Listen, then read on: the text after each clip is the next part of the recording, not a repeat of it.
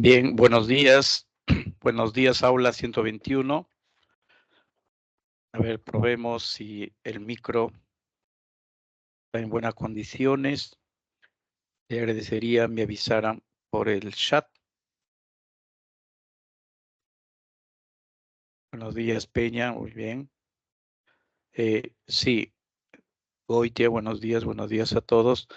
Quisiera que me avisaran a través del chat si el volumen está, se escucha o de repente está muy fuerte, muy bajo. Gracias por. Ya, se escucha bien. Gracias jóvenes. Bien, bueno, buenos días a todos nuevamente, a los que están ingresando, ¿no? En esta aula 121. Ahora espero que las cosas, por lo menos estamos empezando bien, ¿no? Frente a lo que ocurrió la vez pasada, ¿no? Bien, tenemos ahí el PPT que corresponde a la semana 2. Y por consiguiente, los contenidos de esta semana, como bien pueden apreciar ustedes, acá en el PPT y en sus respectivos materiales, trata de la semana 2, ¿no? Trata de dos partes, dos contenidos importantes. De un lado está la filosofía moderna, ¿no? Filosofía moderna, y la segunda parte, la filosofía contemporánea, ¿no? Bien, antes de ingresar en los contenidos de la filosofía moderna, quisiera con ustedes recordar el esquema o la línea de tiempo, ¿no? Que comprende la historia de la filosofía. ¿Con qué objetivo? Con el objetivo de contextualizar, ¿no? Encuadrar estas dos etapas de la historia de la filosofía denominada la moderna y la contemporánea, ¿no? Entonces aquí simulemos una línea de tiempo, ¿sí? Hasta acá. Y en la primera está la antigua, la medieval, la moderna y la contemporánea. Siglo XXI, no, de nuestra era, de la era cristiana. En la antigua, recordarán ustedes, hemos visto las tres grandes figuras de Sócrates, Platón y Aristóteles, ¿no? Por supuesto que no son los únicos filósofos, pero son los tres grandes. Y luego en la filosofía medieval, que como ven ustedes no está considerada en el presente desarrollo, ¿sí? Sin embargo, la filosofía medieval va a ser mencionada, ¿no? Para así comprender mejor, eh, comprender mejor eh, la filosofía moderna. Entonces, en la filosofía medieval, si ustedes anotaron, habíamos mencionado a dos figuras, ¿no? A San Agustín y a Santo Tomás de Aquino. Y dijimos que fue la época de oro del cristianismo, porque la filosofía medieval no es más que la realización plena, digamos, de la religión cristiana. Bien, después de ello viene la filosofía moderna, ¿sí? Y en la filosofía moderna hay tres grandes, a ver, a manera de esquema, digámoslo, hay tres grandes pensadores que se mencionan allí. La figura de Descartes, ¿no? Luego está la figura de John Locke, y hay un tercer gran filósofo que es Kant. ¿Quién? Kant. Entonces, no son los únicos, por supuesto, ¿no? Sino que son los más representativos, ¿ya? Y luego de la filosofía contemporánea, ¿no? En la otra gran parte, la filosofía contemporánea, con la cual cierra esta línea de tiempo, ¿no? Del desarrollo de las ideas filosóficas. Tenemos, como les decía, la filosofía contemporánea. Acá escribí contemporánea en vez de la... Bueno, en la filosofía contemporánea, a su vez, tenemos tres grandes filósofos ahí, ¿no? Tenemos a Hegel, el otro, ¿quién es? ¿No? Eh, Karl Marx, ¿no? Karl Marx, y el otro es Nietzsche. ¿Quién? ¿Quién, profesor? Nietzsche. Bueno, ustedes pueden ahí, eh, pueden mirar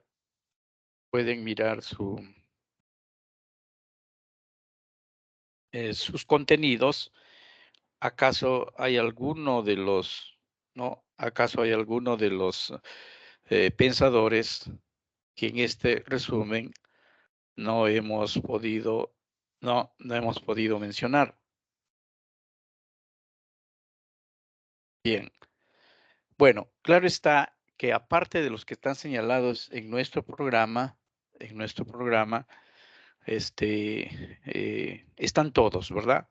Pero habría que añadir, por ejemplo, que en la moderna, la filosofía moderna no empieza propiamente con Descartes, sino ampliemos un poquito más la información, empieza con el Renacimiento, ¿sí? O también se denomina el humanismo, o también la llamada reforma protestante de Lutero, de Martín Lutero, ¿no?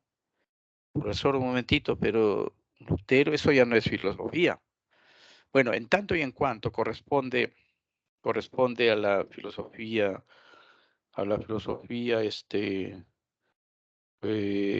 moderna, ¿no? Entonces hay que mencionarlo porque participa, digamos, del espíritu, de las características, ¿no? De esta época. Bien, además, en la filosofía moderna hay un movimiento, hay una escuela filosófica, ¿no? Filosófica que es importante, ¿no? Se llama la ilustración, ¿no? La ilustración. Bueno, entonces en la ilustración, ¿quiénes están ahí? A ver, anoten en el chat, en la ilustración. Profe, pero eso no está en el programa, no está en el material. Sí, pues no está, pero ya les dije, ya mencioné los más importantes, pero de todas maneras vamos ahí de pasadita nada más a mencionar, ¿no? La ilustración también se conoce como la Aufklärung, ¿no? Aufklärung o el siglo de las luces, ¿no? El siglo de las luces. Entonces, están ahí filósofos, por ejemplo, como Rousseau. Ahora, a ver, escribo lo que es un número raro, dirán algunos, otros no, ya saben, ¿no? Rousseau, ¿no? Voltaire, Montesquieu, o sea, es la ilustración francesa que animó y alimentó la Revolución Francesa. Ellos fueron los ideólogos, digamos, los que con ideas prepararon, ¿no? Este gran acontecimiento que sacudió y dividió la historia, pues a partir de ella se considera el fin de la filosofía moderna y el inicio de la contemporánea, ¿ya? Bueno, entonces, en cuanto a la moderna, todavía estamos jóvenes en la introducción, en una especie de dar algunos datos más para mejorar nuestra visión, ¿no? Nuestra visión, pues, de la filosofía moderna. Bueno, a modo de resumen o a modo de, de síntesis, eh, les pregunto, bien, creo que ya hemos dado la introducción de la filosofía moderna, ¿no? Pasemos a la contemporánea y luego de ahí ya pasamos a la ficha 1, 2, 3 y viceversa, ¿ya? Bien, la filosofía contemporánea, eh, bueno, la moderna se inicia en el siglo XVII con Descartes, pero ya les dije que se inicia propiamente con el Renacimiento, humanismo, ¿no? El protestantismo, digamos, ¿no? Es decir, el siglo XV, siglo XVI, ¿ya?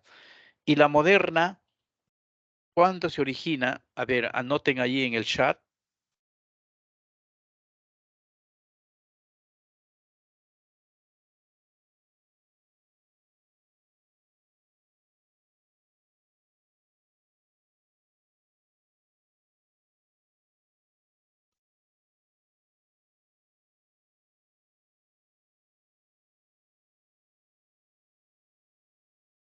A ver, en la contemporánea, justo quien estuvo atento, lo dije de repente muy rápido, ¿no?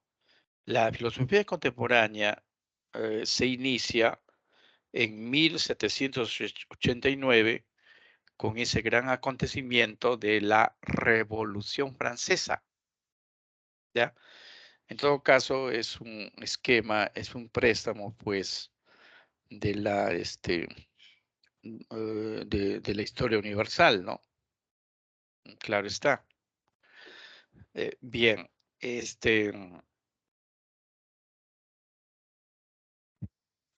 a ver, en la filosofía contemporánea habíamos mencionado a tres, a Hegel, a Marx y a Nietzsche, ¿verdad? Eh, a propósito de Hegel, ¿a propósito de quién? De Hegel, que es un gran pensador, no, de él. Pero este pensador, bueno, pongamos el año del nacimiento y de la muerte, puesto que nos va a permitir, ¿no? Eh, tener una, digamos, una descripción de las épocas a las cuales, ¿no?, él debería colocarse. Bien, si él nació en 1770 y la Revolución Francesa fue en 1789, entonces la filosofía de Hegel es una filosofía bisagra, porque conecta, implica tanto la moderna, ¿no?, como la contemporánea. O sea, la primera etapa de su vida, 1770, ¿no? 1800, es pues la época moderna. Entonces, el gran filósofo Hegel, ya veremos su importancia, ¿no? Está dividida, se reparte, digamos, una parte para la moderna y otra para la contemporánea, en razón de que la filosofía contemporánea se inicia, pues, con la Revolución Francesa, ¿ya? Bueno, esto un poco también de paso para ir ya acostumbrándonos a entender que Hegel, pues, es uno de los grandes pensadores, ¿no? Bien, en la contemporánea, a pesar de que solamente tres están en la lista, hay muchos otros grandes pensadores, ¿no? Incluso ahí, por ejemplo, recuerdan en la definición de la filosofía a Wittgenstein, ¿no? El que definió la filosofía en términos de clarificación, elucidación, análisis del lenguaje, ¿no? Wittgenstein es la contemporánea. Heidegger está también en la contemporánea y otros tantos filósofos. Bien, creo que esto ya es suficiente, ¿no?, para hablar de una introducción tanto a la moderna como a la contemporánea. Bien, hasta aquí, ¿alguna pregunta? Claro, de los aspectos, digamos, ¿no? Generales,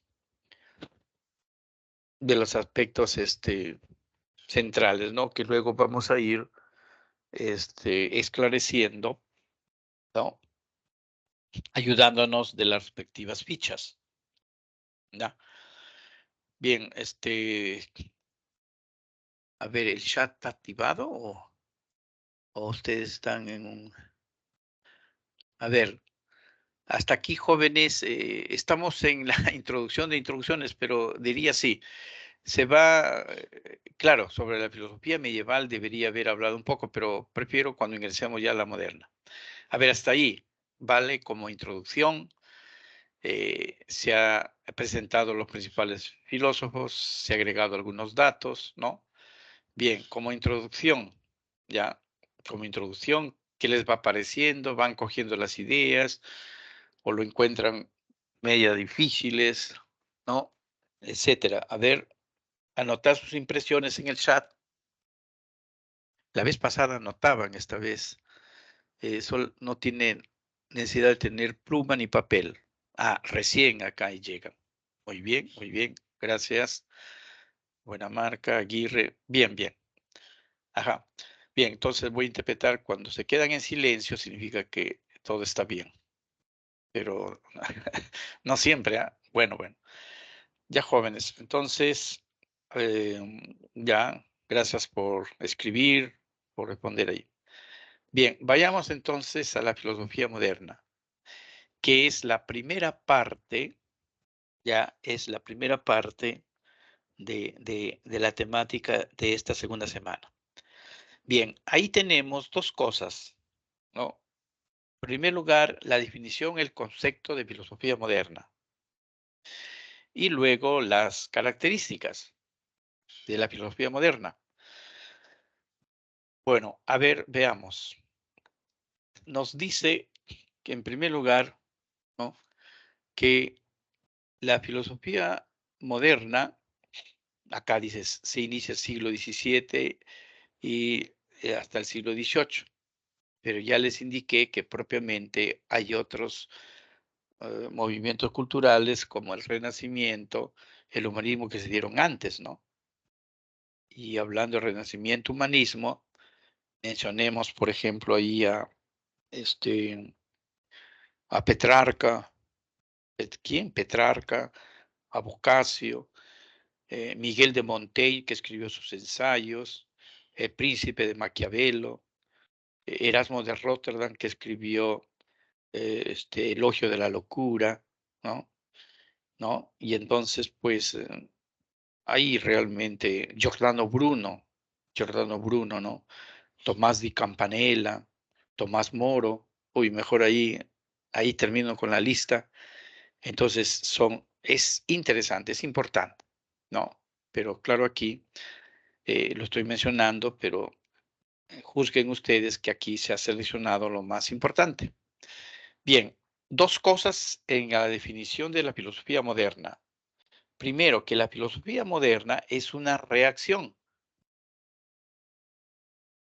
¿ya? Una reacción de oposición, de negación, de irse contra la filosofía medieval, ¿ya? Y la segunda idea que está en la definición es que se desarrollaron varias, ¿no? Escuelas filosóficas o nociológicas. Y entonces hay tres: la racionalista, la empirista y la criticista. La racionalista de Descartes, la empirista de John Locke y la criticista de Immanuel Kant. Bien, entonces así está escrito, así dice, pero otra cosa es que nosotros lo expliquemos y que esto se entienda mejor. Bien, primero, la idea que dice acá que la filosofía moderna, lo voy a escribir, filosofía moderna, ¿no? Es una reacción, en contra, que puede ser a favor, entonces ella tenía que escribirse una reacción en contra de la filosofía medieval. Ahí está. FM no es Fondo Monetario, ¿ah? FM es filosofía moderna, reacciona contra la filosofía medieval. Y uno se pregunta, ¿y por qué reacciona? ¿Cuál es el motivo de su rechazo, de su odio, de su antipatía, digamos así, ¿no? ¿Qué cosa le ha hecho la filosofía medieval a la moderna para que tenga, esas emociones negativas? Y la respuesta la vamos a encontrar en las características, ¿no? De la filosofía moderna, ¿no? Repito, la vamos a encontrar en las características de la filosofía moderna, ¿ya? ¿Y cuál es esa? Que la filosofía medieval, miren, en otras palabras, son dos cosas distintas, filosofía moderna y filosofía medieval, ¿ya? Ya, entonces, acá hay un problema, FM moderna y acá FM medieval, entonces entiendan ese contexto, si quieren MED, podemos poner así para que no tengamos esa ambivalencia, ¿no? MED, filosofía medieval. ¿Ya? Entonces, son dos cosas distintas. Son como la luz y la sombra, ¿ya? Una suerte de oposición, ¿no? Lo chico, lo grande, o lo grande, lo chico. ¿Qué oposiciones podemos ver? ¿No? Lo nuevo, lo viejo, exacto. Entonces, ahora falta entrar, como ya les decía, la medieval, entiéndase como una filosofía, acá en las características vean, como una filosofía que hace hincapié en la religión, en la fe, en el Papa, en la Biblia, en las creencias, la medieval.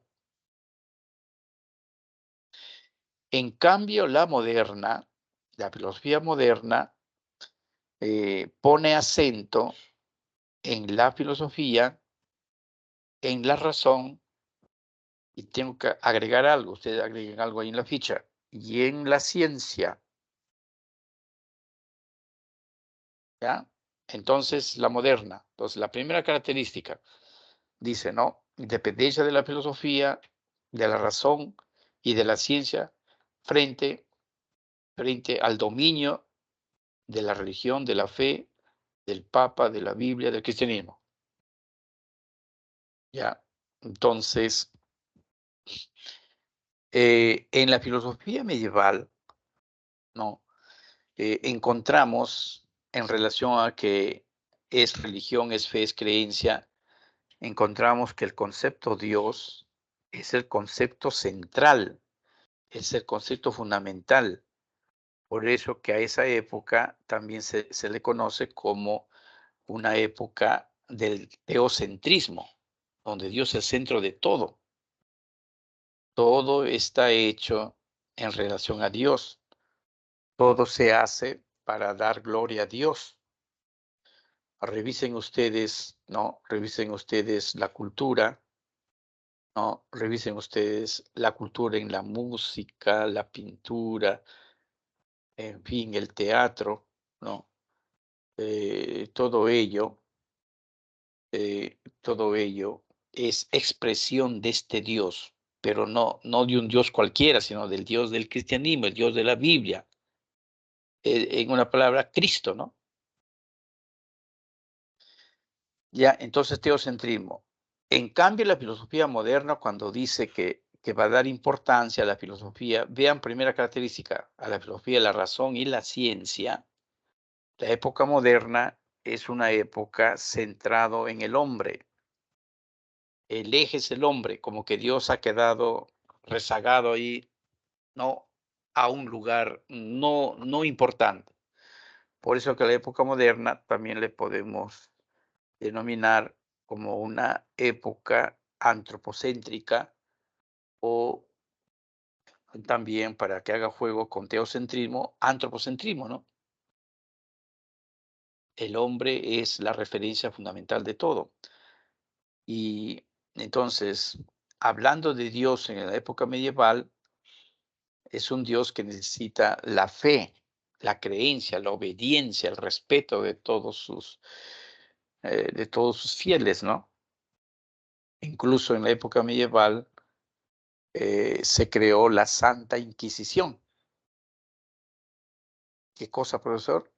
La Santa Inquisición, pues que de santa no tenía nada porque perseguía a todos los herejes.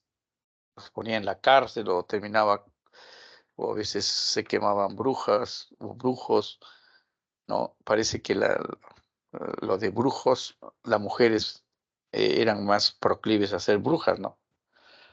Giordano Bruno, Giordano Bruno, por pensar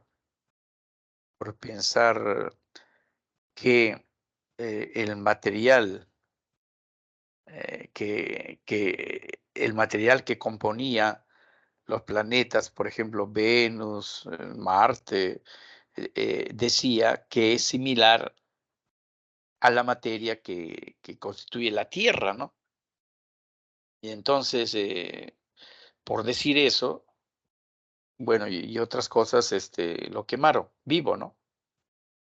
Entonces, la época, la filosofía medieval, pues era una época realmente muy celosa de las cosas de Dios. Aunque Giordano Bruno es de la época moderna, inicios en el Renacimiento, pero todavía se vive pues los rasgos de la filosofía medieval, ¿no? De la época medieval, la cultura medieval.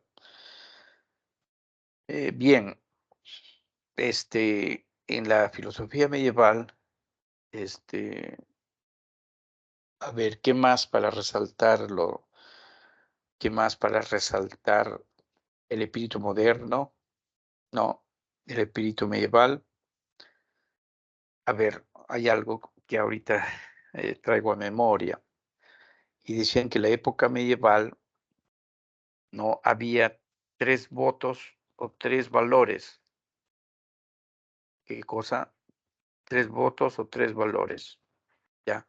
El valor de la castidad, los monjes, no, las monjas no podían casarse, había el voto de pobreza, renunciabas a la pobreza, digo a la riqueza, las renunciabas a la pobreza por sentimiento religioso, ¿no? ¿No? Y luego el otro voto era el de la obediencia. Obediencia. Ahí están los votos, los valores en la filosofía medieval. En cambio, los valores en la época moderna son, son todo lo contrario. Frente a la castidad se propugnó el matrimonio. Es que es otra época. Entonces, en la época medieval no se casaban, no buscaban, el hombre no buscaba su realización con la mujer, con la esposa, como hacían el común de la gente, ¿no? Me estoy refiriendo, claro, acá al aspecto religioso, ¿eh? Entonces renunciaban a ello, porque las cosas materiales, la cosa sexualidad, como que te alejaban de Dios, te llevaban al pecado. Pero en la época moderna es distinta. Por ejemplo, frente a la castidad, los valores que ellos preconizaron fue el matrimonio. O sea, así se casaban. Y venga el nombre acá de Lutero. Lutero se rebeló contra la Iglesia Católica y se casó con una monja, ¿no? Tuvo esposa. Y frente a la pobreza, ¿qué dijo la modernidad? Lo moderno es el valor de la riqueza. Y Calvino, por ejemplo, decía, si la gente tiene riquezas, es porque Dios le ha bendecido. Y entonces hay que estar pues orgullosos, contentos de ello, ¿no? Por eso, ¿no? Entonces, y el otro que se opone a la época medieval no es la obediencia, sino es la libre conciencia, ¿no? La libertad de pensamiento, la libre conciencia. Ahí lo voy, si no los valores, matrimonio, riqueza, libre conciencia. Y eso lo vamos a ver en los modernos, libre conciencia, libertad de creer, si tú crees, si no, no, ¿no? Y entonces la libre conciencia, ahí está Descartes, se atrevió a buscar la verdad por su propia cuenta. Yo pienso, luego existo.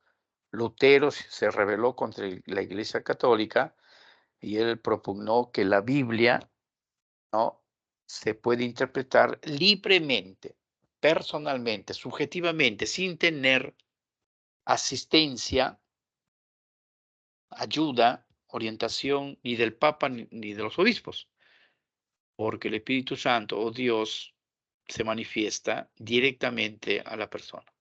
¿no? Entonces, aquí hemos logrado ver las diferencias, ¿no?, entre el espíritu moderno y el espíritu medieval. Entonces, jóvenes, regresando acá a la definición, es la filosofía que surge como reacción contra la filosofía medieval, reacción de oposición. ¿Y por qué? ¿Por qué tiene que rechazarlo? ¿Por qué tiene que tener una reacción negativa? Ya los estoy explicando acá. Entonces, porque por un lado la filosofía moderna característica, hay independencia, autonomía de la filosofía de la razón y de la ciencia. Ya, en la filosofía medieval había filosofía, pero la filosofía era sierva de la teología. En el medioevo, la teología estudiaba a Dios, era el máximo saber sobre Dios, y la filosofía estaba subordinada, era esclava de la teología. No tenía mucha importancia, en otras palabras, pero en la época moderna sí va a tener importancia. Y entonces la razón va a ocupar un lugar, ¿no?, predominante en Descartes y en los filósofos modernos. Y además yo agregué filosofía, razón y ciencia, ¿no? Lo voy a fundamentar por qué. La ciencia pertenece al espíritu moderno y no a la filosofía medieval. Entonces, en la ciencia, los primeros científicos, Galileo, Copérnico, ¿no? Hay un filósofo, Francis Bacon. ¿Qué cosa? Francis Bacon, ¿no?, que va a escribir una obra que se llama Novum Organum, que es una lógica contraria a la aristotélica, a la medieval. Bacon va a privilegiar el método inductivo, ¿no? Y entonces, la imprenta, ¿no? La pólvora, ¿no? Todos esos inventos tecnológicos van a cambiar la imagen del mundo, va a ser otro. Entonces, el espíritu científico, pues se va apoderando, ¿no?, poco a poco, ¿no?, reemplazando, digamos, la manera de conocer, la manera de ver el mundo que era propio de la época medieval. Entonces, esa es la modernidad, es el espíritu moderno. Bien, segunda característica de la filosofía moderna. A ver, ¿por qué se entiende que es una reacción, es algo contrario? Entonces, la segunda, que la filosofía moderna va a tener una idea de la naturaleza, una idea del hombre totalmente opuesto a la medieval, opuesto. En la filosofía medieval, la naturaleza y el hombre son cosas creadas por Dios. Si son creadas por Dios, entonces son perfectas, están bien acabadas, y al hombre le queda agradecer, y agradece a través de los ritos religiosos, las manifestaciones religiosas. En cambio, en la época moderna, la naturaleza como que no estuviera bien hecha, como que la naturaleza se la va a completar, se la va a transformar según el yo, según la razón del hombre, ¿ya? Y el hombre, que en la época medieval era una creación de Dios, había sido creado a imagen y semejanza de Dios, aquí el hombre en la época moderna, ¿no?, va a ser un hombre que no solamente es fe, es espíritu, sino también es cuerpo, es carne, es pasión, son sentimientos, ¿ya? El hombre como que se convierte en dueño de la existencia. Entonces, ahí le decía el antropocentrismo en la época moderna, ¿no? La naturaleza va a estar al servicio del hombre en la época moderna, se la va a transformar, solo que a veces, hasta hoy día vienen esos espíritus de la modernidad, que hoy día el planeta, la Tierra, ha sido degradada, viene siendo degradada, y ahora la preocupación es que tenemos que parar esa contaminación, ¿no? Bueno, todo eso arrancó pues en la época moderna, ¿no? Y tercera característica para entender por qué la moderna choca, ¿no? O es contraria a la medieval. Tercera, en la medieval la autoridad religiosa del Papa, la autoridad política de los emperadores, de los señores feudales, era muy tenida en cuenta, era muy respetada. ¿Quién se va a atrever, no, a negar o a enfrentar la libertad de ellos, la autoridad de ellos? Nadie. Pero en cambio viene la época moderna y se convierte en en un rechazo, en una actitud crítica frente a la autoridad de todo tipo. Y por eso tenemos a Lutero que insurge contra la autoridad del Papa, ¿no? Aun cuando tiene la amenaza de ser declarado hereje. Descartes no confía en la autoridad académica, ni religiosa, ni política. Él debe buscar la verdad por propia cuenta.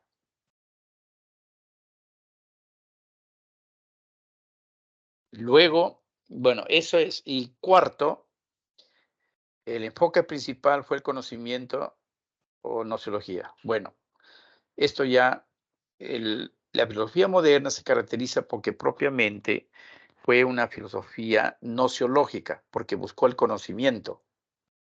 Y cómo uno cae en esa cuenta, porque, por ejemplo, Descartes, ¿no? Descartes representa el racionalismo, Locke el empirismo, y los dos buscan el conocimiento, ¿ya? Y Kant también se ocupa del problema del conocimiento.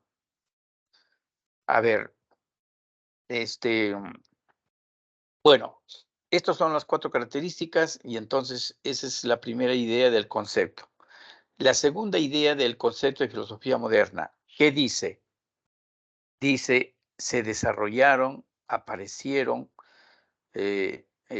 las filosofías racionalistas.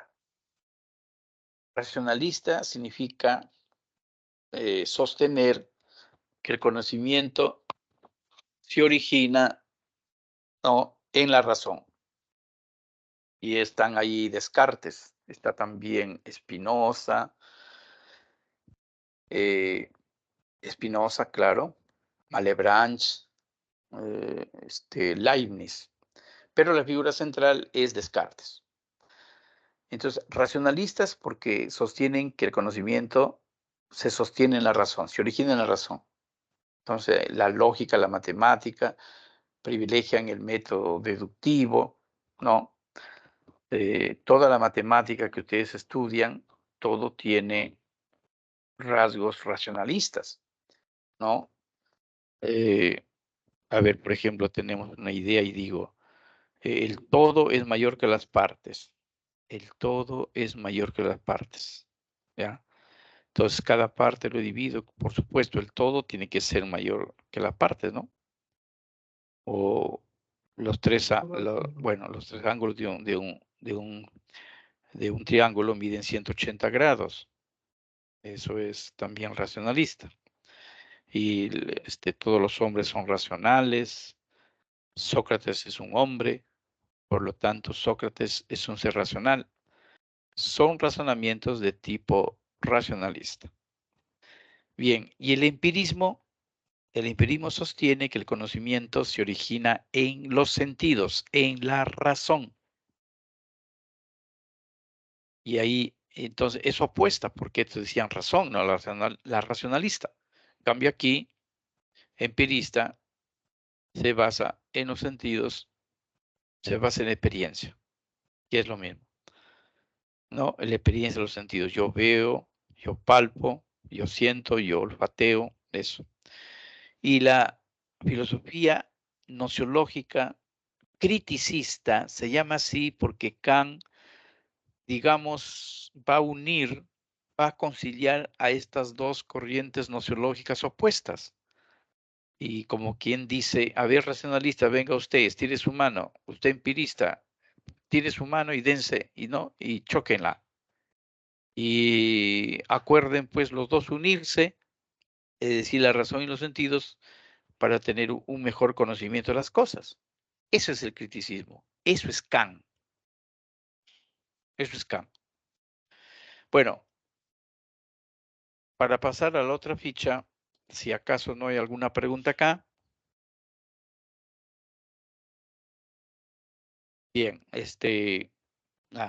vamos entonces a pasar al racionalismo de Renato Descartes, ¿no? Y a entender su principal filosofía.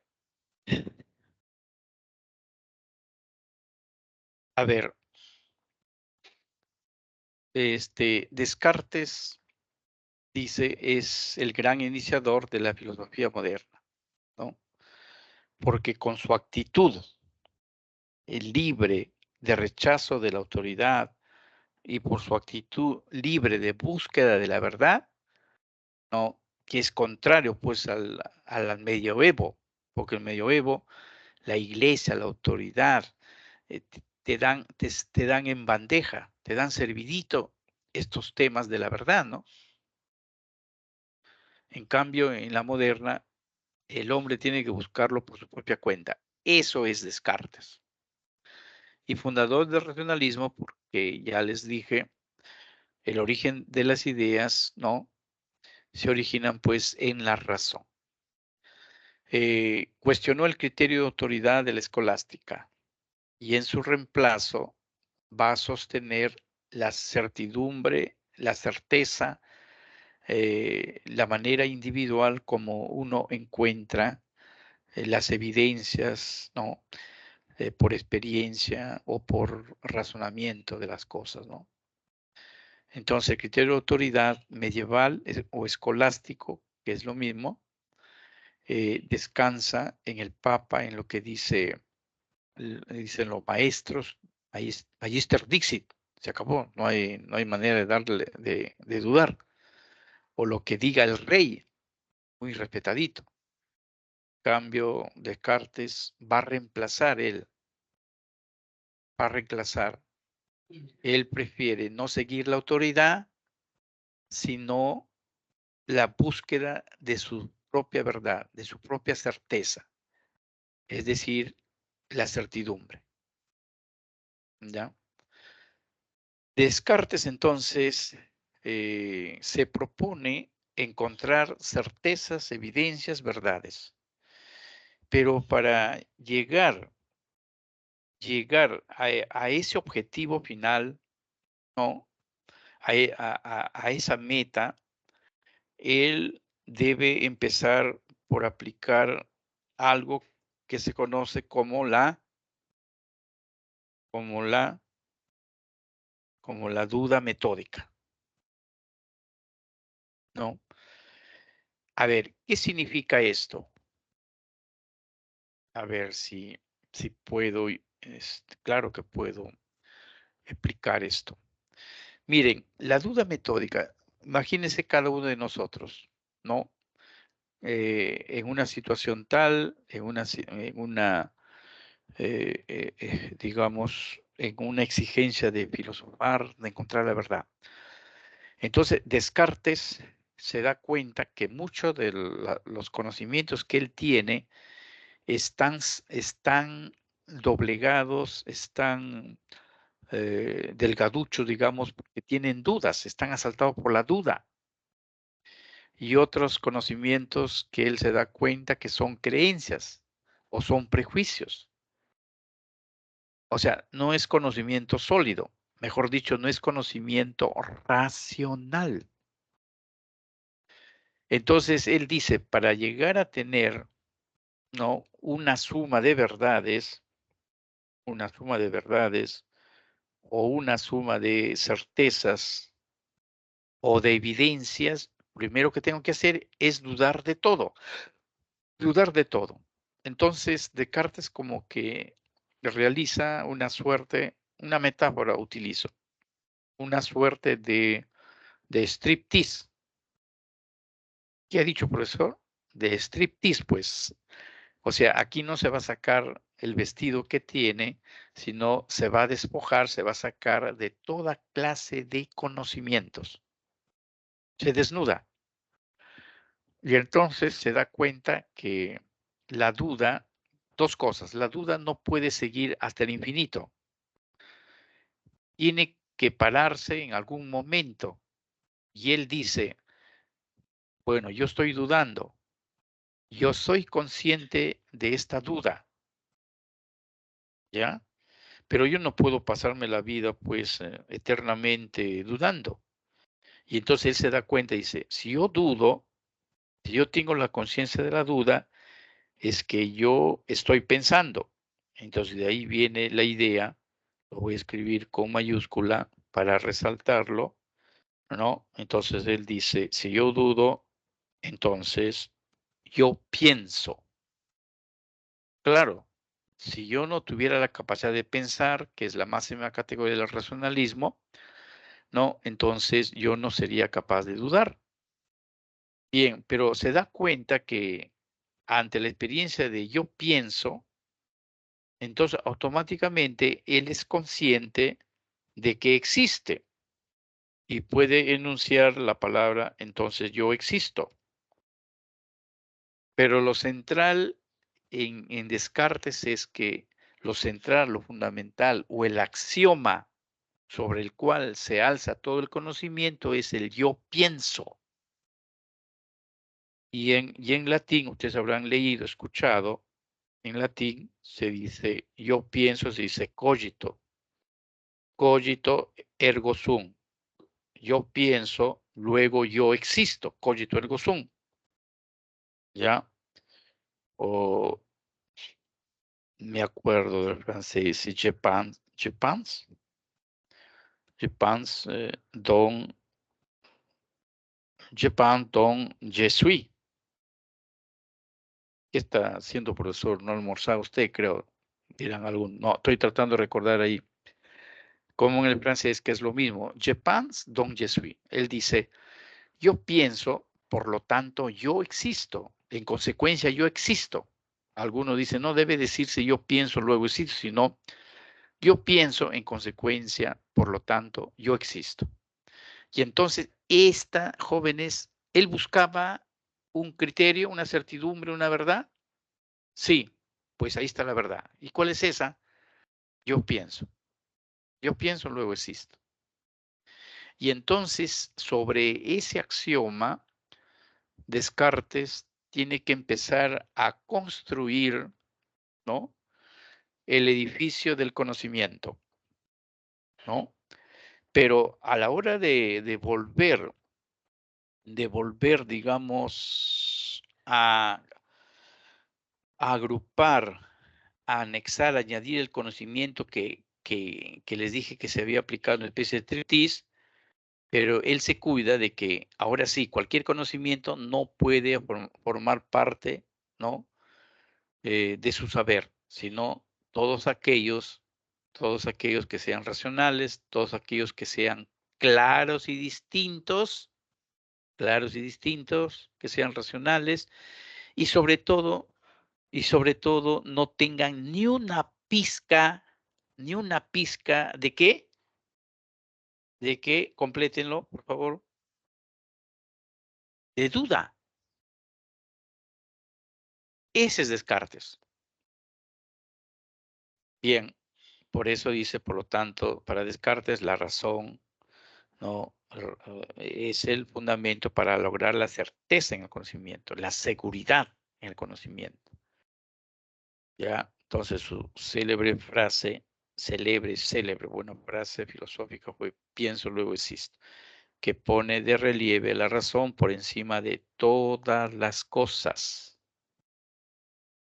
¿no? Entonces, jóvenes, ¿no? Entonces, para completar a Descartes, tenemos a continuación, bueno, hasta ahí, a ver, ¿alguna pregunta? No, profesor, falta todavía las ideas. Ya, mejor lo completo y después decimos, a ver, ¿qué falta Descartes? ¿Ya?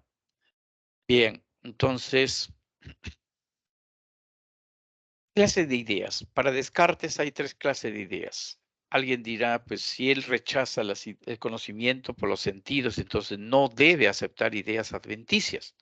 Pero las acepta, pero no les da la importancia que, ¿no? Porque él es racionalista, pues, ¿no? Entonces, sin embargo, él acepta, ¿no? Acepta que hay ideas adventicias, es decir, las que se originan en la experiencia sensible.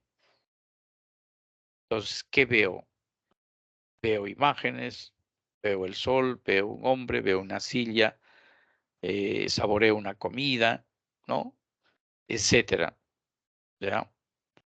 Las ideas facticias son, en cambio, las que han sido fabricadas, hechas por el hombre, teniendo en cuenta datos de los sentidos, pero sobre todo de la imaginación. Entonces tenemos pues el famoso, el famoso Quijote, ¿no? El ingenioso hidalgo Don Quijote de la Mancha. Tenemos caballo alado, la sirena, ¿no? Podemos tener acá a Superman, a Batman, ¿no? El otro día iba con mi nieta por ahí y justo dijo, desde el carro, decía, en otro carro tenían ahí una imagen de Ketty. Ketty era Ketty. Entonces yo miro y Ketty, pero para su mundo, que observa pues la televisión infantil, bueno, es un ejemplo de idea facticia, ¿ya? Y las ideas innatas,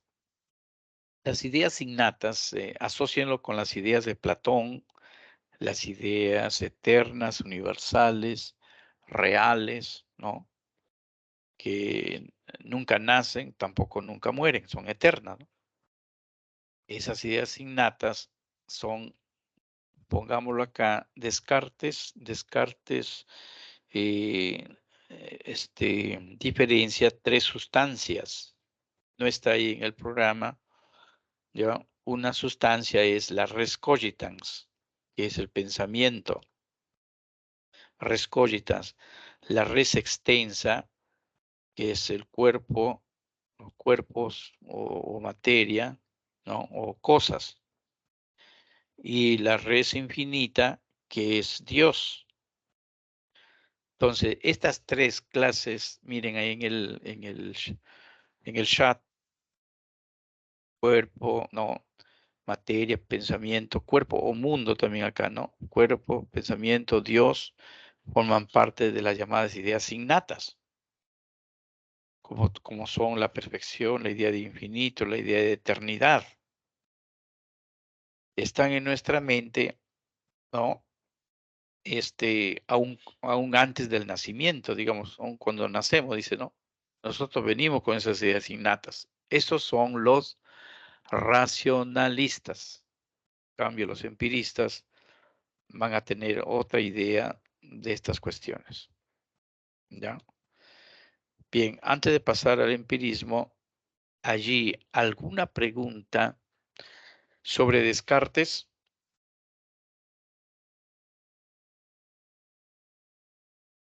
¿Alguna pregunta sobre Descartes? Colóquela, por favor. De repente escriben mal por la rapidez o por de repente hacen la pregunta, ni se preocupen de eso, ¿no? Entonces, siempre no se queden con la duda.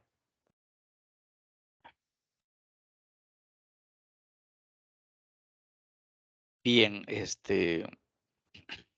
vamos a pasar.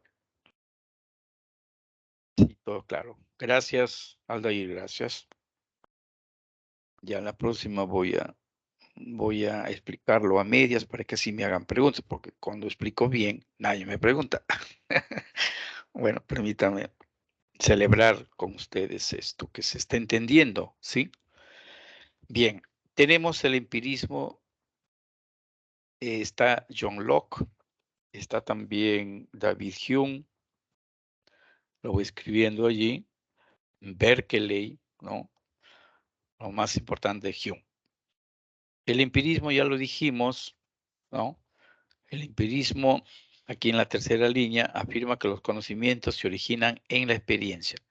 en los datos de los sentidos, 5 sentidos, en el contacto que tenemos con las cosas, con las personas, las plantas, en fin, todo lo que existe. Es el conocimiento experiencial, ¿ya? A ver, en el conocimiento empírico, usted, por ejemplo, está junto a la cocina temprano para preparar los alimentos. En casa todos descansan, entonces usted solo ingresa a preparar. Como no tiene costumbre, de repente por descuido, parte de su mano hizo contacto con el fuego de la cocina. Y entonces usted experimentó que el fuego quema, ¿no? Fíjese. Y si yo hablo del racionalismo y digo 2 más 2 es 4, ahí no tengo necesidad de ir a la experiencia, ¿no? Es un conocimiento racional, ¿ya? Y entonces la experiencia siempre exige observación, comprobación, si quieren experimentos. El empirismo da importancia al método inductivo, ir de lo singular, particular, a lo universal. En el racionalismo, las ciencias que tienen importancia es la lógica, la matemática, mientras que en el empirismo son las ciencias empíricas o fácticas, como también se llama, y están ahí la física, la química, la sociología, ¿no? Etcétera. Bien, fundador del empirismo moderno. Bueno, ya Locke criticó al racionalismo. Criticó porque acá en la cuarta rechazó la concepción cartesiana de las ideas innatas. Los empiristas hablan que cuando nacemos no traemos nada, no hay ideas innatas. Nuestra mente está en blanquito, todo un ¿no? White paper, papel en blanco, eh, como una pizarra que no tiene nada. Entonces los empiristas dicen, a medida que usted nazca, sea un niño, puber, adolescente, vaya creciendo, usted va a ir anotando, anotando el conocimiento, lo que usted va aprendiendo, ¿no? Ah, ya, entonces no hay ideas innatas, no lo hay, pues.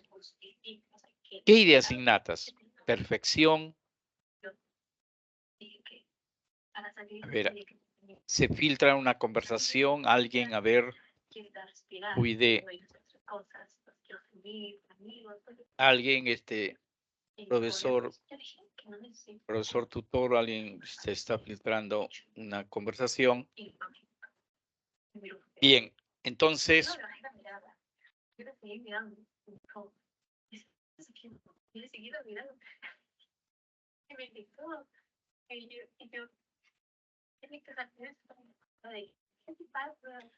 gracias, Gómez, tu micro.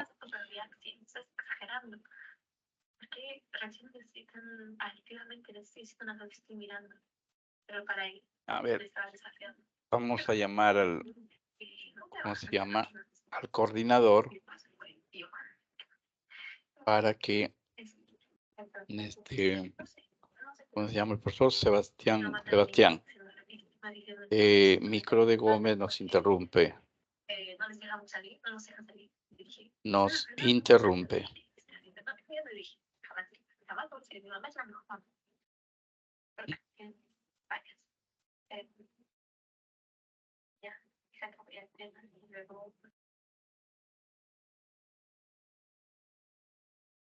Creo que ya, bueno, ya, gracias. Bueno, a veces por descuido, pues nos pasa cosas, nadie es perfecto. Y bueno, entonces, bueno, está claro, creo que esto del empirismo es una filosofía más sencilla, pero no por eso menos importante, ¿no? Ni menos verdadera. Las ideas innatas, pues son las ideas de Platón, las ideas de sustancia, pensamiento, cosas, Dios, perfección, eternidad. En otras palabras, las ideas de Platón, los conceptos, los universales. ¿Ya? Bien, entonces venimos al mundo con nuestra conciencia vacía. ¿Ya? Bien, entonces, a ver, hasta ahí del empirismo. Los empiristas, pues, propiamente de la ciencia, este modo de ver las cosas, ¿sí? Y seguidamente viene Kant.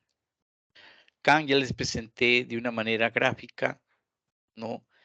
Él busca unir, conciliar a estos dos extremistas, el racionalismo por un lado, que dice el conocimiento se funda en la razón, y del otro lado el empirismo, que el conocimiento se funda en los sentidos. Entonces les hace conciliarse, se dan la mano, y propiamente eso es el criticismo. ¿Ya? Eso se llama criticismo. A ver, profesor, un ejemplo. A ver,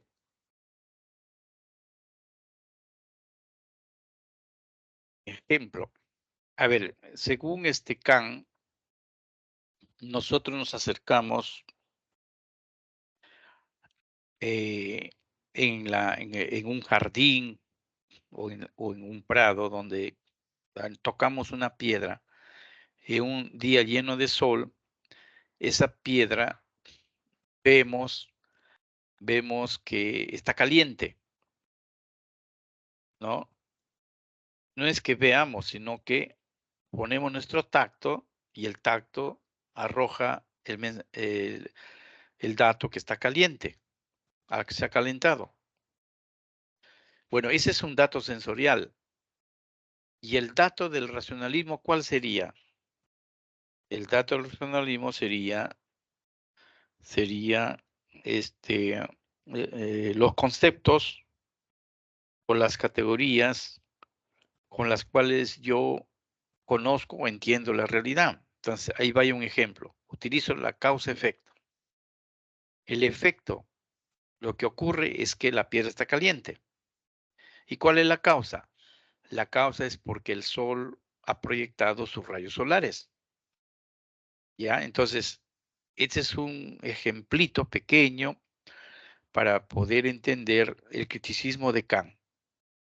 O sea, para Kant, tú no puedes entender la realidad solamente con puros datos de los sentidos según el empirismo. Tampoco puedes entender la realidad solamente con los conceptos, con las categorías del racionalismo. ¿Ya? Bien, entonces el empirismo, Hegel ya quiere que nos ocupemos de él.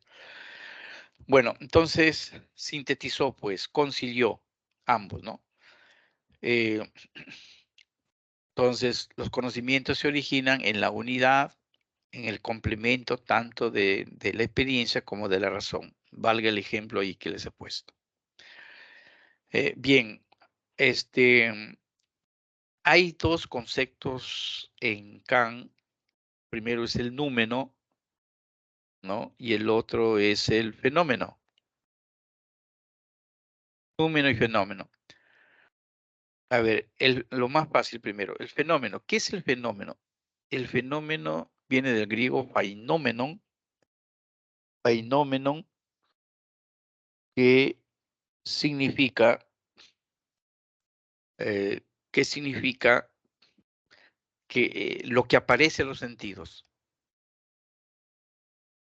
¿Y qué es lo que aparece a mis sentidos? Las cosas, los fenómenos, los acontecimientos, las personas, las plantas, ¿no?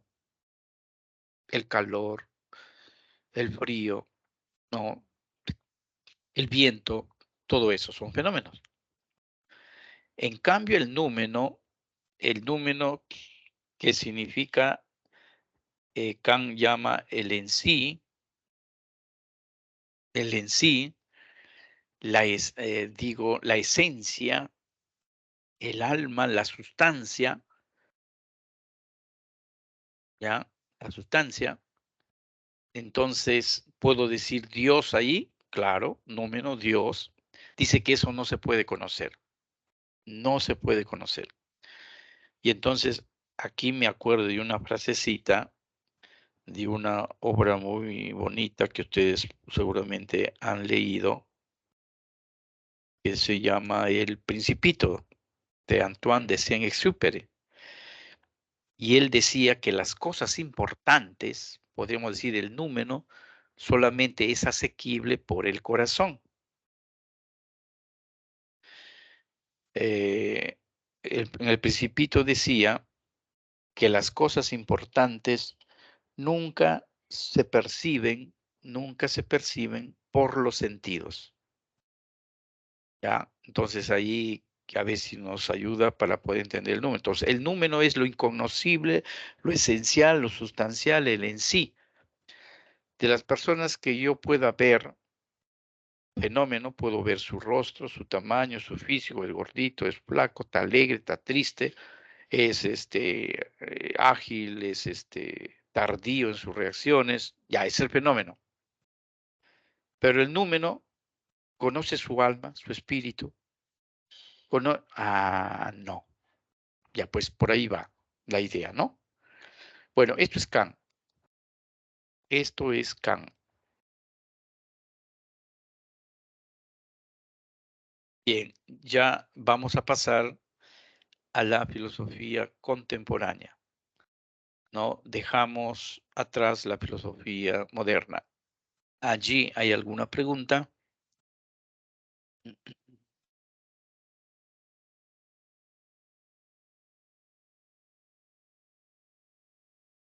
Ya. Bien, entonces, en la filosofía, contemporánea, ya les dije, hay una mitad de Hegel que está en la moderna, pero su obra principal, su conocimiento, su valor principal de Hegel pertenece a la moderna. Claro está, ¿no? Profesor, pero aquí no hay definición de filosofía, no hay definición de filosofía contemporánea. Bueno, si no hay, podemos ensayar una, ¿no? Ya, entonces podríamos definir, conceptualizar a la filosofía contemporánea como la que se inició, ¿no? Con la Revolución Francesa. Ahí está, definición de la contemporánea. Es la que se dio inicio o la que apareció a raíz de la Revolución Francesa de 1789. Una segunda característica podría ser la filosofía contemporánea se inicia con una gran influencia, ¿no? Con el gran protagonismo de Hegel, ¿no? Hegel es un genio, es un gran filósofo, que la mayoría de cultivadores de la filosofía contemporánea, o algunitos nomás estuvieron en favor, la mayoría estuvieron en contra para negar su importancia. Entonces, de ahí deviene, por ejemplo, Karl Marx, eh, Feuerbach, ¿no? Karl Marx, Feuerbach, acaso los hermanos Bruno, la filosofía contemporánea, el existencialismo de Kierkegaard. ¿Quién? El existencialismo de Kierkegaard va a oponerse a Hegel porque Hegel más se preocupa del todo, de lo universal, y se olvida de lo personal, de lo individual. Entonces, Hegel va a recibir una serie de cuestionamientos, de rechazos, pero ninguno, digamos, va a despreciar su tremenda influencia. Y tercera característica de la filosofía contemporánea es que en ella se contemplan, ¿no? Temas diversos, ¿no? Eso significa que la filosofía sigue vigente, tiene para rato, o tiene hasta que el hombre viva, ¿no? Bien. La figura de Hegel. La filosofía de Hegel es una filosofía que tiene como concepto universal la idea de, acá dice espíritu absoluto, ¿ya? Un momentito, ya, aquí, de espíritu absoluto. Entonces, la idea fundamental, el concepto fundamental de Hegel, repito, es espíritu, espíritu. Lo separo, es el absoluto. Pero a veces los que explican, ¿no? Enseñan a Hegel, agarran y unen espíritu absoluto, como dos cosas. También se denomina la idea, por eso que la filosofía de Hegel se le llama idealismo. Y sin temor a equivocarme, puedo decir que eso también equivale a Dios, ¿no? Esa es la filosofía de Hegel. Entonces, quiero explicar,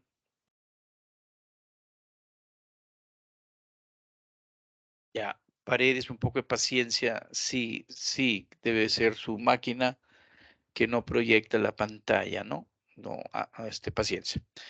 Bien, acá entonces, a ver, voy a tratar de explicar espíritu absoluto, idea, Dios, ¿no? Fíjese que Hegel, a ver, supongamos que esta sea la realidad, todo este triángulo. Entonces, nos ubicamos al inicio, Hegel al inicio, entonces, ubica a la idea, al espíritu. El espíritu como Dios. Alguien dice, Dios estaba antes de todo, ¿no? Y entonces un día Dios, digamos un día el espíritu o lo absoluto de Hegel, decide encarnarse, decide hacerse realidad, materializarse. Y entonces aquí empieza la evolución, los cambios, el desarrollo. Pero ese desarrollo es dialéctico, ese desarrollo es a base de luchas, de choques, de guerras, y va hacia adelante, ¿no? Hacia adelante y va a terminar en un punto final, ¿no? Y en ese punto final va a tener lugar la realización de la libertad. O sea, el idealismo de Hegel, él plantea que es una filosofía que tiene por objeto que la idea llegue a su máximo desarrollo, implicando el desarrollo de la libertad. Y él dirá, hay tres etapas en el desarrollo de la libertad. La primera, el mundo antiguo, el único ser libre, repito, en el mundo antiguo, el único ser libre que tenía libertad era el emperador, el rey. Avanza el desarrollo histórico dialéctico y en la época de Grecia, de Roma, los hombres libres ya no va a ser solamente el emperador, sino van a ser un 10%, digamos, ¿no? Que son los patricios, ¿no? Son lo diríamos, los del Senado, los congresistas, ¿no? Y viene una tercera etapa con el advenimiento del cristianismo, ¿no? Va a convertirse la libertad del hombre en un bien que poseen todos, todos son libres. Y así razona Hegel, ¿no? Bien, en este desarrollo de la idea del espíritu, ¿no? Les dije que es así, en movimiento dialéctico. Por un lado está la tesis, la antítesis y síntesis. La tesis es una idea, la antítesis es su contrario. Al chocar los contrarios ocurre una síntesis, ¿no? Y entonces la vida, la historia, las ideas siguen este curso. En el desarrollo de la idea del espíritu, parémonos un poco en la época moderna, casi en la contemporánea, claro está, cuando llega al país de Hegel, justo cuando estaba por publicar su libro Fenomenología del Espíritu, en Jena, ¿no? Los prusianos o los alemanes, diríamos hoy día, son invadidos por los franceses, por Napoleón. Entonces, para Hegel, cuando ve a Napoleón montado a caballo, él dice, he ahí la idea, he ahí el espíritu, o he ahí el espíritu absoluto, diríamos acá, ¿no? O sea, él piensa que el espíritu utiliza a las figuras históricas, a los líderes, para poder realizar su plan, para poder realizar sus designios, ¿no? ¿Ya? Entonces, tal es así que todos nosotros que estamos acá y en cualquier parte del mundo, nosotros seríamos manifestación, evidencia de que del espíritu o del absoluto. En otras palabras, de Dios. Entonces, acá encontramos una suerte de panteísmo, ¿no? No sé si habrán escuchado ese concepto, panteísmo. O sea, Dios está en todas las partes. O la idea está en todas partes. Idealismo, panteísmo, que es lo mismo, ¿no? Ya. La dialéctica hegeliana, tenemos la tesis, que es una afirmación. Acá están poniendo un ejemplo, ¿no? La antítesis, que es la oposición. Y ambos contrarios se unen y entonces van a originar la síntesis. Les pongo un ejemplo ahí que hemos visto en Kant. Kant, por ejemplo, dice, la tesis ponemos, ponemos racionalismo. Podemos poner empirismo también, ¿ya? No hay problema. Ponemos racionalismo. Tesis, racionalismo. Antítesis, lo contrario, el empirismo. Y la síntesis, que es negación de la negación, sería el criticismo de Kant. En el hogar, en las casas, nuestros padres, tesis el hombre, pueden poner también tesis mujer, no hay problema. Tesis el hombre, la antítesis la mujer, la esposa. La síntesis es ya cuando se casan, forman un hogar y tienen los hijos, ¿no? Entonces, esta es, ¿no?, la aplicación de esta tríada. Entonces, en Marx, cuando hable de la dialéctica, por ejemplo, dirá la tesis, ya el proletariado, el obrero. La antítesis será el empresario, el burgués, el capitalista, el explotador, o acá el explotado. Y la síntesis sería cuando el proletario toma el poder, conquista el poder y establece la sociedad socialista o comunista, ¿no? Ya. Entonces, eh, bien. Hasta ahí de Marx, digo, de Hegel. De Hegel, bueno, Hegel no es para darles ninguna, desanimarles nada, ¿no? Sino que tiene un poco de dificultad, pero a ver, pues he buscado hacerles llegar una suerte de comprensión, ¿no? Es un idealismo. En cambio, Marx, ¿no? No es un discípulo, pero sí se sintió muy influenciado por la filosofía de Hegel, ¿no? Ya les hablé a propósito de la dialéctica. En Hegel es el idealismo de Hegel, porque su idea fundamental es la idea, el absoluto, el infinito, la divinidad. En cambio, Marx es una idea, es una filosofía opuesta, contraria, empezando por lo que su filosofía se llama materialismo, ¿no? Y hay materialismo histórico y hay materialismo dialéctico, ¿ya? Entonces, Marx aplicó la dialéctica a la historia, a la sociedad, a la economía, o sea, a las cosas que por los sentidos nosotros tenemos dominio, ¿no? En cambio, la de Hegel, pues su filosofía idealista se aplicó a las ideas, a los universales, ¿no? Si uno no es racionalista, entonces no va a entender, pues, un poco a Hegel, ¿no? A ver, el hombre, en Karl Marx, el hombre va a conquistar su esencia, su sustancia a través del trabajo. Entonces, en el trabajo se encuentran tú como trabajador, como obrero, o también como administrador, como capitalista o burgués.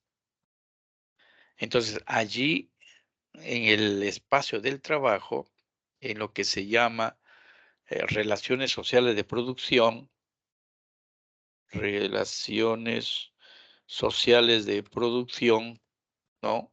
Ahí está, relaciones sociales de producción, ¿no? ¿Qué cosa es? No es más que la realidad del trabajo, no es más que el taller, la empresa, no es más que el espacio. Las relaciones sociales de producción responden al concepto de trabajo. Ahí es donde el hombre adquiere su esencia, su sustancia, y lo adquiere siendo un obrero, lo adquiere siendo un obrero, o también el marxismo le llama proletario, o también como empresario. Estos conceptos son de índole económica, ¿no? O también como empresario, o capitalista, o burgués, o explotador, como se suele eh, ponerle epítetos, ¿no? ¿Ya? Entonces, ahora, aquí hay un concepto importante, importantísimo, cuál es el ser social y la conciencia social. ¿Qué cosa es el ser social? El ser social es el papel que tú cumples en la economía, el papel que tú cumples en la producción, ¿no? El papel que tú cumples en la producción, o digamos en la sociedad, ¿no? Ser social es qué haces en la economía, en la producción, en la sociedad. Y eso también se llama estructura material. Entonces, hay dos roles que se cumplen. Escuchen bien, hay dos roles, dos funciones que se cumplen. Una es como obrero y otro es como empresario. Entonces, obrero o empresario, ¿y qué cosa es conciencia social? Conciencia, mm, a ver, conciencia social. Conciencia social no es más que no son más que el pensamiento, no son más que las ideas, no son más que la religión,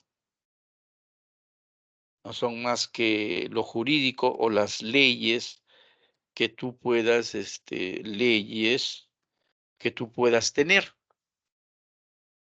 Bien, ¿qué significa esto? Que el ser social determina la conciencia social. A ver, ¿qué significa que el ser social determine la conciencia social? Significa que si tú eres un obrero, porque es una función que se cumple como ser social, ¿no? Si tú eres obrero, tu pensamiento, tu conciencia social, tus ideas, tus sentimientos va a ser de obrero. No, yo, según Marx, yo no quiero pensar como obrero, yo quiero pensar como un líder, quiero ser grande, no siempre de por vida voy a ser obrero, ¿no? No, pero según Marx dice así, la función que cumples en la economía, en la estructura económica, eso va a determinar que tú tengas una conciencia o un pensamiento. Ahora, si tú eres empresario y ese es tu ser social, si tú eres empresario, entonces tu pensamiento, tu conciencia va a ser, o vas a pensar o vas a sentir como un empresario, como un burgués, como un capitalista, como un poseedor de los dueños de los bienes de producción. A ver, esto se entendió, está claro, porque son conceptos fundamentales. Eh, Creo que sí. Muy bien. Ahora, hay que añadir algo que es importante, no está ahí ya para pasar a Nietzsche. Marx, en la 11ª tesis de Marx se lee la filosofía, se ha preocupado de interpretar el mundo, ¿no? La filosofía ha interpretado el mundo, pero no se trata de interpretarlo, sino, a ver, la filosofía ha interpretado el mundo, pero según Marx dice, no se trata de interpretarlo, ¿ya? La filosofía ha interpretado el mundo, pero según Marx no se trata de interpretarlo, sino de transformarlo, ¿no? Así está completa más o menos ahí la frase. A ver, sino de transformarlo. Ah, muy bien, ahí Rafael, yo pensé que había escrito 2 veces transformarlo. Gracias, Jorge. De transformarlo. Y transformarlo significa hacer la revolución. Transformarlo significa convertir la sociedad de injusta a justa, ¿no? Como ellos dicen. Es decir, instalar la sociedad comunista. Y esa tarea corre a cargo de los proletarios, de los obreros, ¿no? Ya, esto no está, pero quería ahí agregarlo para tener una idea más cabal de esta filosofía denominada marxista. Y aquí tenemos, a propósito de la dialéctica de Marx, esquema de la estructura material, estructura ideológica. Estructura material es el ser social. La superestructura ideológica es la conciencia social, el pensamiento. La ideología es la religión, las ideas jurídicas, la ética, ¿no? La estructura material es las empresas, los modos de producción, el trabajo, las máquinas, las empresas, etcétera, ¿ya? La esencia humana es el resultado de las relaciones sociales de producción, ya lo dijimos, ¿no? Por tanto, la estructura material o económica, ¿no? O lo que se llama ser social es lo que determina la superestructura ideológica, es lo que determina la conciencia social, es lo que determina el pensamiento. Acá está, ¿no? Los filósofos han tratado de interpretar de diversos modos el mundo, de lo que se trata de transformarlo, de hacer la revolución. Y ahí, tesis, acá han puesto burguesía, puede ser proletario, ¿ya? Antítesis, proletario, contrarios, chocan y entonces la síntesis será la nueva sociedad que quiere el marxismo, la síntesis, ¿no? Ya, muy bien. La lucha de clases, muy bien, la lucha de clases es entre la clase de los obreros, los burgueses, y la clase de los proletarios, ¿no?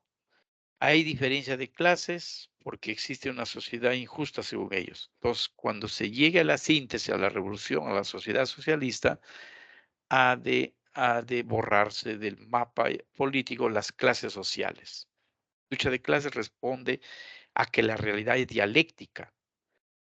Cuando lean tesis, antítesis, síntesis, es porque se está hablando de dialéctica, se está hablando de lucha, de guerras, de oposiciones, ¿ya? Eso es el marxismo. Friedrich Nietzsche. La filosofía de Nietzsche tiene 2 caracterizaciones. Podemos llamarlo vitalismo, como ahí ustedes están ahí leyendo, porque su filosofía defiende la vida. Sostiene que la vida es el valor fundamental, determinante de la vida del hombre, de la existencia. Entonces, defender la vida significa adoptar una actitud dionisiaca. Dionisos, ¿no?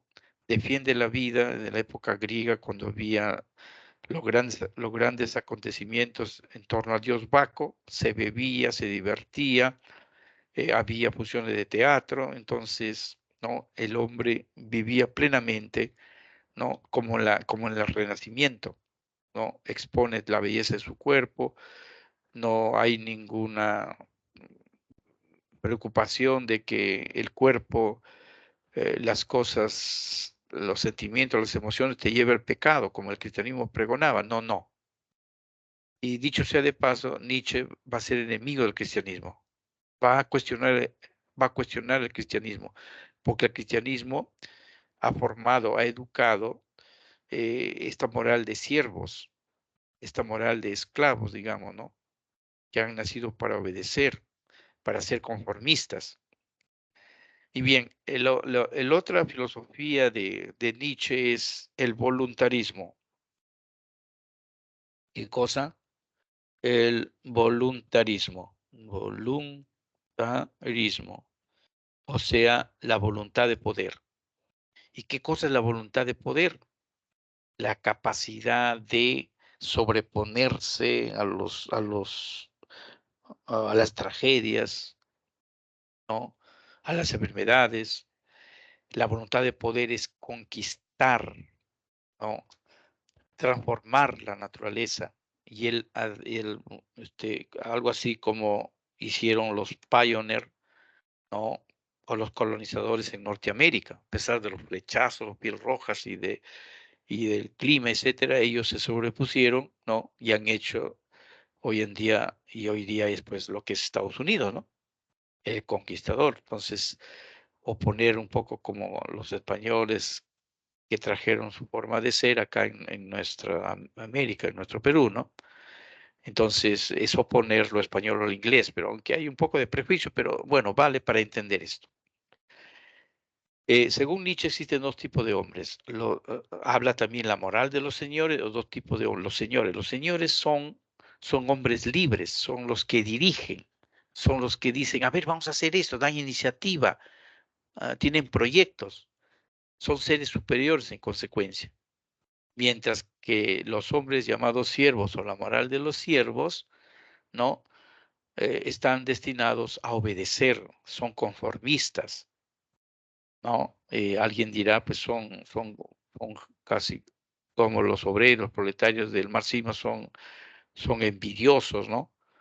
De lo que pueden lograr los hombres superiores que aplican este espíritu de la voluntad de poder, ¿no? ¿No? Y entonces estos siervos han nacido para obedecer. Bueno, Nietzsche hablará, entre otras cosas, de la muerte de Dios, pero la muerte de Dios es un Dios cristiano que no respeta la vida, no enfatiza la vida, ¿no? Y entonces, más bien, pues se va por ese espíritu, ¿cómo se llama? El otro espíritu opuesto al dionisiaco, el espíritu apolíneo, ¿no? Que es la mesura, que es la razón. Nietzsche es irracionalista, no, la ciencia está en contra de él, ¿no? Y entonces el superhombre ha de abrazar otro tipo de vida, de moral, una moral que no sea cristiana. El superhombre es el que abraza los valores que preconiza Nietzsche, y son valores que defienden la vida, el vitalismo o la voluntad de poder, ¿no? Bueno, profe, ¿podría explicar las tres transformaciones del alma según Nietzsche? Bueno, este, a ver, Nietzsche, hablamos acá, este, ah, me va a disculpar acá, a ver, Nietzsche, un segundito, en las obras me había olvidado de hablar de las obras. En Nietzsche hay una obra que se llama Así habló Zaratustra. ¿Qué cosa? Así habló Zaratustra. Ya, hay otras obras, pero esta es la más, importante.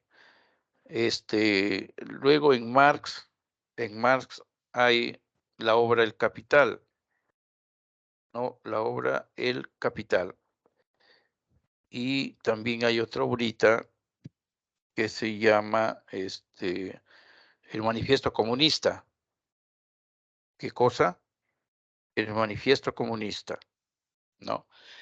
En Hegel, la obra la obra que hay que tener en cuenta, Hegel es la fenomenología del espíritu, la fenomenología del espíritu, ¿ya? Bueno, justamente la pregunta que hace aquí alguien, en su obra Así habló Zaratustra, ¿no? Él habla lleno de metáforas, ¿no? ¿No? Entonces, hablará del camello, del león, ¿no? Luego del niño. Entonces, el camello que es símbolo de sumisión, de esclavitud, como los siervos que estamos aquí tocando, ¿no? Entonces, hay una paciencia, aguanta todo lo que le hagan sufrir y como que el destino es cargar con todo eso, ¿no? El símbolo del camello. Claro, bueno, simbologías, metáforas que ya vamos rebasando, ¿no? Bien, aquí en la evaluación,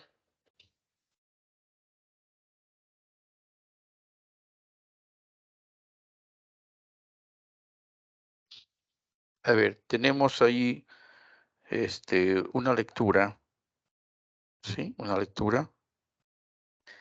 Bueno, anotamos ahí, digamos, las claves.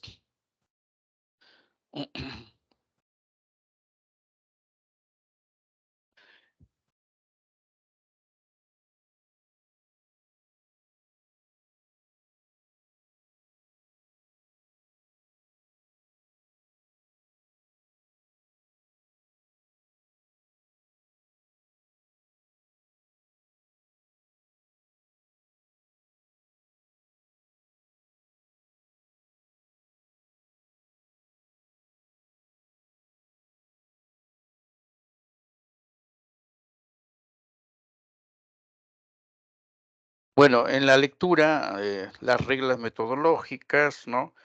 Eh, Según el texto, ningún ámbito del saber, ¿no? Queda en pie al aplicar la duda metódica, ¿no?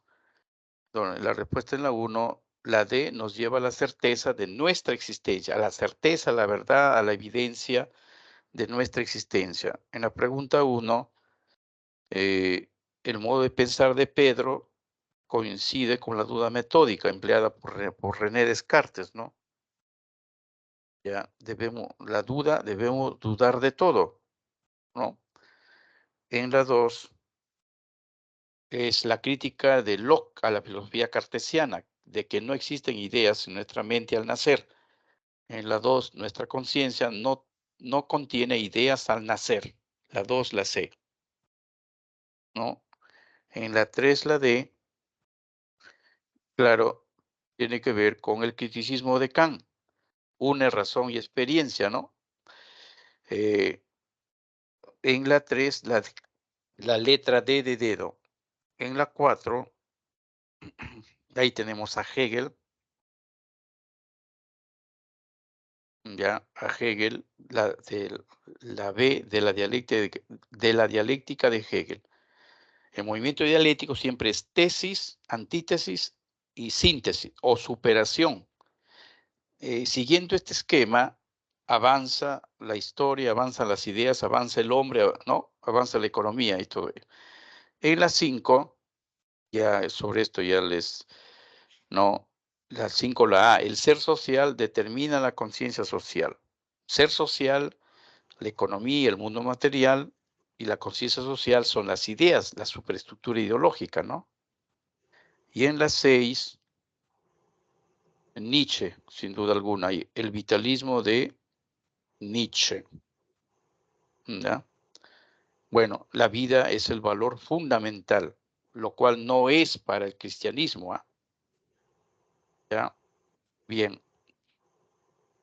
jóvenes, justo ya estamos a puertas y ya no, así que un segundo.